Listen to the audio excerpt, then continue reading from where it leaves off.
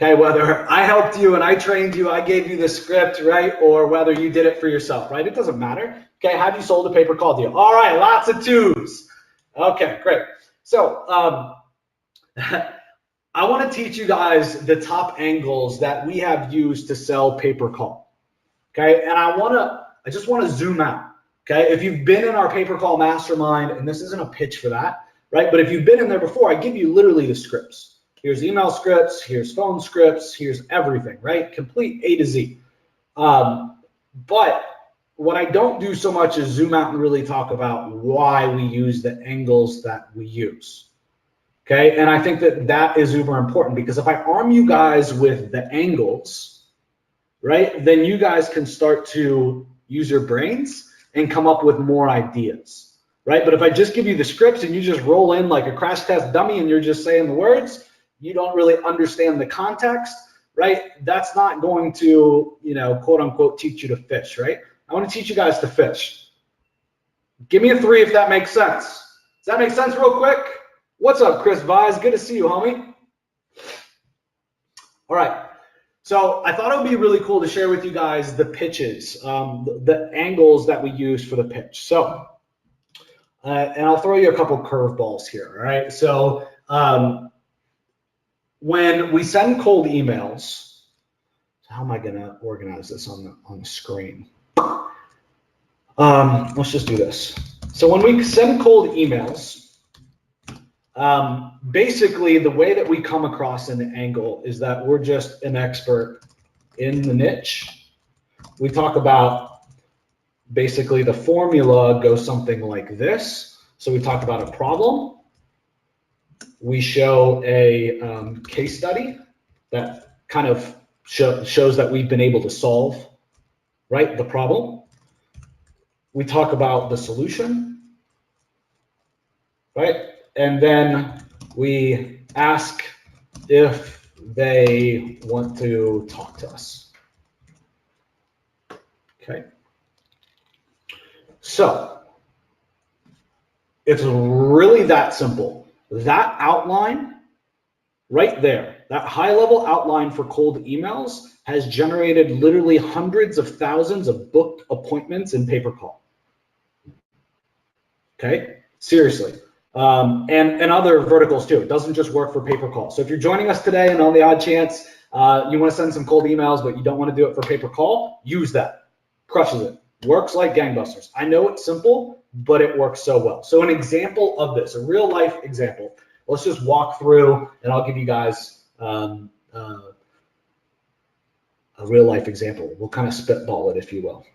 So let's say that we are going after, say we're going after restoration and water damage. One of the biggest niches that I've shared with you guys in the past that we have crushed it with, generated tens and tens of thousands of phone calls in the water damage niche, and you guys have just, our community has crushed it in that vertical as well. In that vertical, the big pain point for restoration and water damage companies is that it either quote unquote rains, right? Or when it rains, it pours. There we go. When it rains, it pours. Okay, so it's either like dead or there's a lot of work. Okay, so consistency for water damage companies and restoration companies is a biggie. They don't have consistency, right? It's like, it's slow and then it's like all out hell, the phone won't stop ringing, they have too much business, they're turning it away and they're losing money. Okay, that is, it's like feast or famine in that space all the time. Okay, so the big problem is consistency. Okay, so if we were reaching out to somebody in water damage, we would talk about that problem. Okay, I know in water damage, okay, the biggest issue that I see when talking with water damage companies like yours every day is the consistency, right? Being able to grow consistently and get leads consistency is key. Okay, then I go on to share a case study. In fact, in Miami last week for ABC client, we were able to generate 2 calls a day on average for the last 7 days. Okay, and then we would say, we'd love to work with somebody like you. Do you think that this is something you'd be interested in? Right, like it can be literally that simple. Could we help you get more consistent leads? If so, let's chat. Guys, it's literally that simple. I'm doing that niche now. Hey. Can we use recorded calls to show it's real? Of course, you just got to give consent or get consent. So you need to say on the recording of the call before you start recording that you will be recording the call. You can look that up. Some states are one party consent, some are two party consent, but you can look up that. You just need to know what to look up, right? So look up like phone call recording party consent, and you'll see what state you're in, etc. And that's the legalities of it. All right, so give me a 4 if you guys could write a cold email right now to go pitch some pay-per-call based upon what I just shared with you guys, right? Like it's literally that simple. Okay, and not just for pay-per-call, guys. This is what I call the expert formula, right? This is my cold email expert formula. And it's just the type of email that I use, right? So often when I go in a niche, when I don't really have any offers yet, I haven't figured out everything. It's just like, yep, I want to start working with this niche, right? Oftentimes the first angle that I'm going to use is the industry expert, okay, which we just went through. All right, so the next angle, where are my notes here?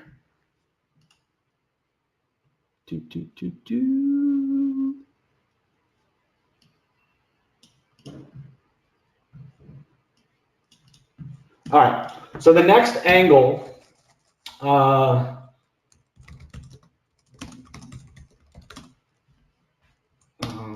directly to the customer, this could be cold email or cold call. The other kind of angle that we use in pay-per-call that we've had great results with is just saying, I have customers looking for whatever, looking for a, and then whatever niche you're going after, right, as a foot in the door. Okay, so I have water damage customers looking for a restoration company to help them, right? That angle, and then basically, again, is this something you'd be interested in? Can you take on more customers? If so, reply to the email, or if so, can I speak with whoever's in charge of marketing or production? That's it.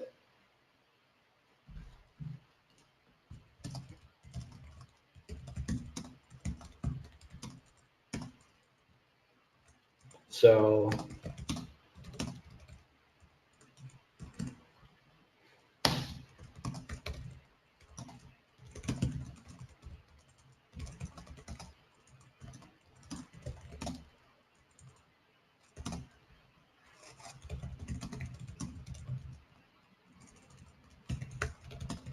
okay, so here's an example. And again, this can be done via cold email or via a cold call. Give me a 5 if you guys understand the direct to customer approach, the second approach that I'm sharing with you guys right now. Okay, this works again, cold emails or direct to customer. Fucking love it, Andrew says. I'm glad you fucking love it, brother.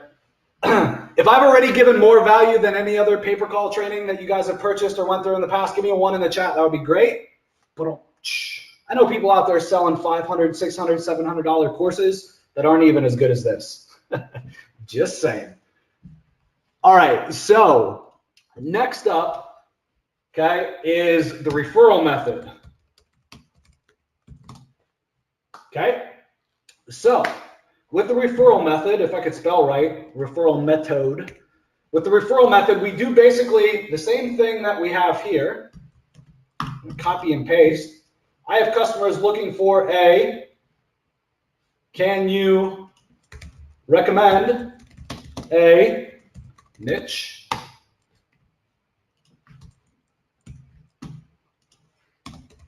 who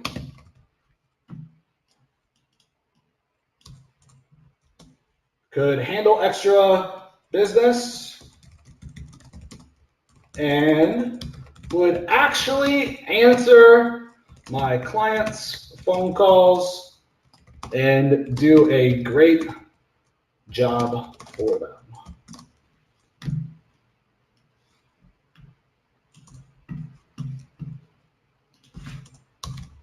All right, so let me tell you how this works. Okay, the referral method,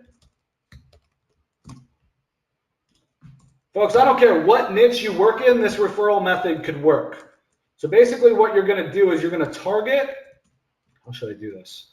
You're gonna target businesses who already do business with the niche you want to target. So let's say you're working with roofers. You'd call up roofing supply companies and you'd say, yeah, hey, Ryan, I have customers in the Atlanta area that are looking for a roofing company. Could you recommend 3 roofers who could handle the extra business and would actually answer my clients' phone calls and, you know, do a good job for them? And they're going to say, yeah, we don't do that. We're a supply company. Yeah, I know, Ryan, but could you?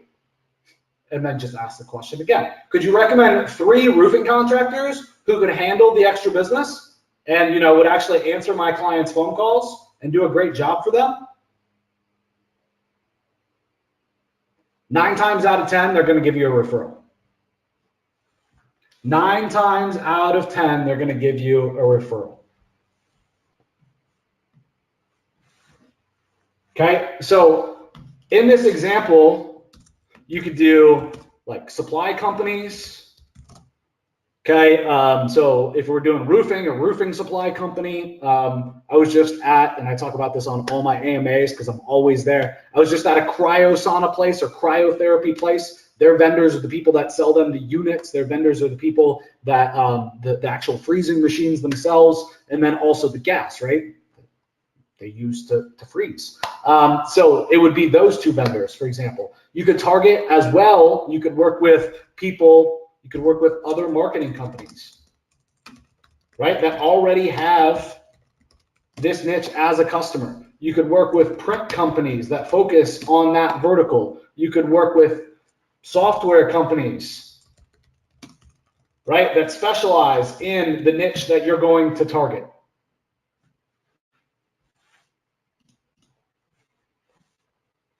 Does this make sense? Give me a 4 if this makes sense.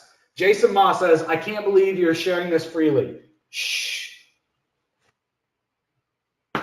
This is it, folks. This is it. I'm going to teach you how to do this shit. There isn't any reason that you guys, by the end of this call, whether you've sold a pay-per-call deal or not, can't go sell a pay-per-call deal today or tomorrow. Okay, and if you've already done that and you're looking to scale, I'm going to teach you guys how to do this shit the right way so that you guys don't sell deals that will fall apart as soon as they're signed. That shit happens all the freaking time.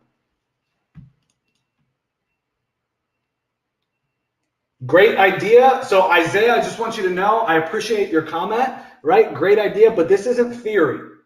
Okay, we've used this ourselves in-house to generate a shitload of appointments with local business owners to sell them pay-per-call and other services. I've also taught a lot of you guys to do the exact same thing, and you guys have scheduled a shitload of appointments with local businesses following literally word for word the strategies. Okay, what I'm doing now is kind of zooming out for you guys and teaching you guys the angles. Okay, teaching you guys the angles. I want to teach you guys to fish, right? I want to teach you guys how to do this. So if one of them stops working, you can very easily adjust and come up with another script.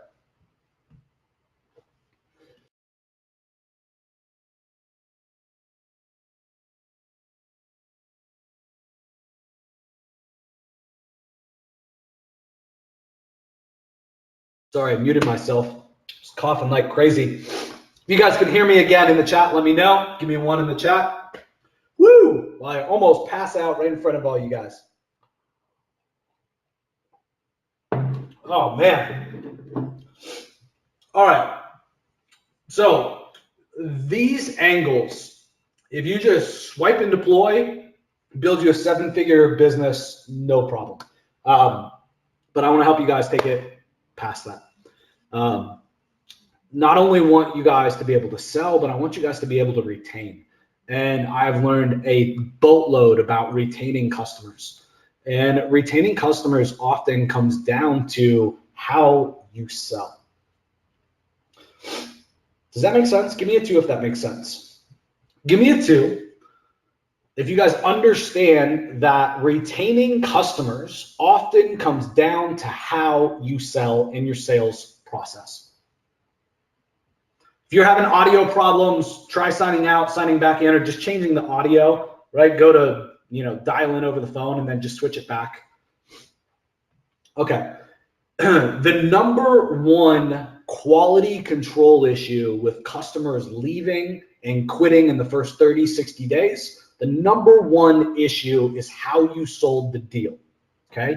So we call this selling with quality, all right? And when we teach people a sales process, there's things that we teach in the sales process that we gotta make sure happened, things that the customer agreed to, that the customer understood, the expectations that were set. And if things are skipped and if things are missed, then we onboard the customer, right? Then the customer doesn't know what to expect. They think that they're getting their first call tomorrow when it could be 2 weeks from now. That alone can be a disaster and a reason that people call up and say that they want to quit.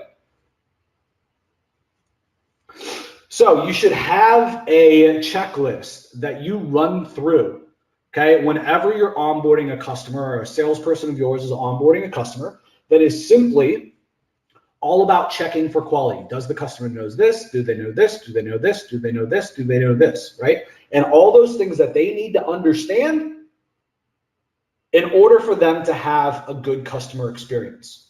And I don't mean that you hide it in a contract, right? And then they don't see it, right? And then they get mad and they want to quit anyway, right? Like we want to avoid that shit, okay? So one of the things that I would recommend, if you have a couple people doing sales and then you have somebody on your team onboarding customers, that when your onboarding person brings them into the system, that they go back through that quality checklist and make sure that the person understands each and every one of those points. And that will extend the lifetime value of your customer 2 times, even 3 times, all beside itself. And that isn't just pay per call, right? That's selling any services in general. Give me a 4 if that was valuable.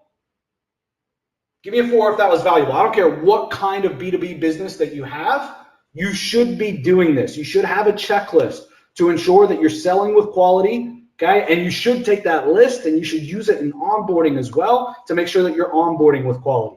Now, if it's just you, right? If it's Jennifer or Carrie or Tammy and you're the salesperson, right? You're the person that's onboarding the deal. You're the person that's doing, your monthly check-ins or reporting, right? Then you don't need that. Okay, but as you start to scale, you're going to need these systems and processes. And really, as an entrepreneur wearing all the hats. Trust me when I say, like, putting this system in place is going to make your job a whole lot easier. All right, so back to the slide deck, since I completely got off track. These are the top angles to sell pay-per-call, okay? Looking at all of my pay-per-call deals that I've sold and that I've helped people sell, though, there is a problem. There is a problem. And I want to talk to you guys about the problem that I see. And it's just not just me and how I do it and how I've trained on it. It's how everybody talks about